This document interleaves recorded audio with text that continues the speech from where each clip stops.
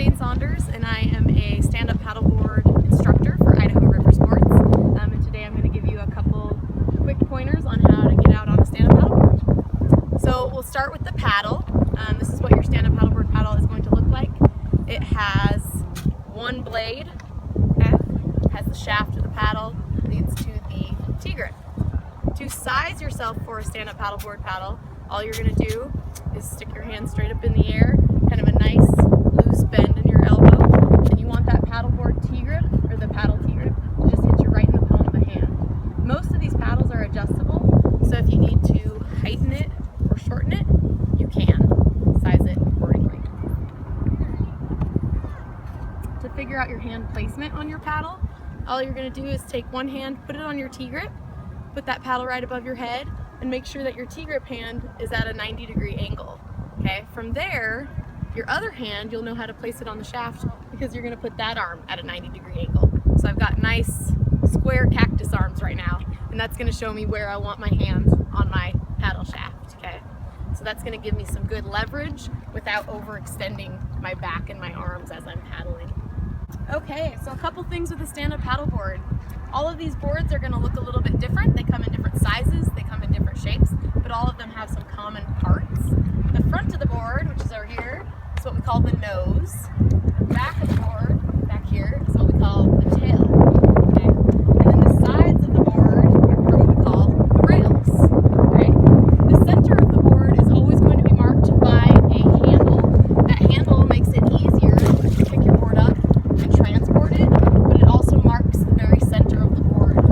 So that's a really, really good point to kind of know where you can centralize your body weight. It's always going to be the most stable and the most balanced part of the board. So to get on your stand-up paddleboard from a beach access like this, all you're going to do is kind of come into the water, make sure that the fin that's underneath the board is kind of free in the water and not dragging on the ground.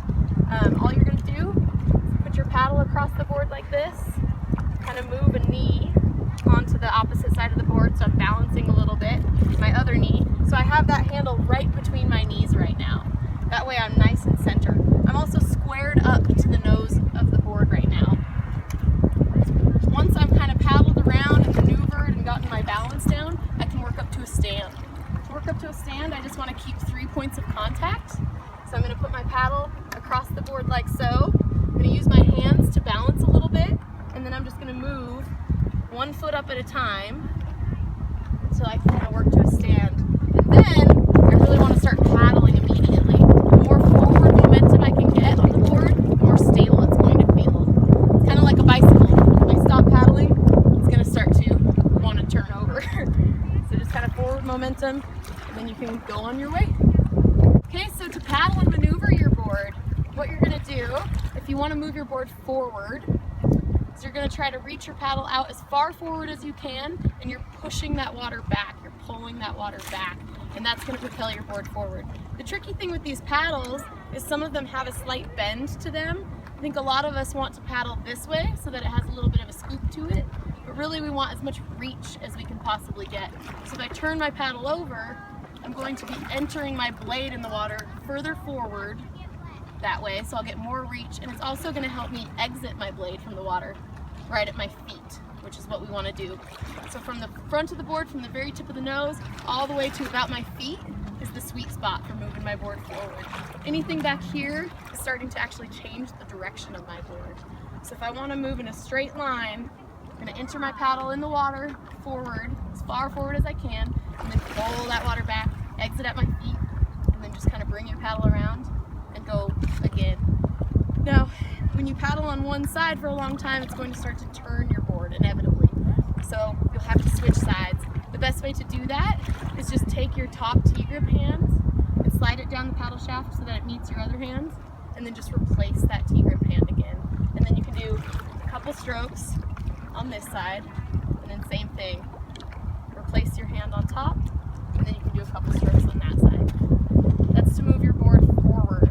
If I want to turn, what I'm going to do is, instead of trying to keep my paddle nice and straight up and down from front to back, I'm actually going to go really wide. So I'm going to do what we call a sweep stroke. A sweep stroke is when I enter my paddle in the water at the nose, And instead of pulling straight back like I would if I was trying to move forward, I'm going to try to sweep my paddle all the way wide until I hit my tail. So I'm doing a really, really wide, flat paddle stroke.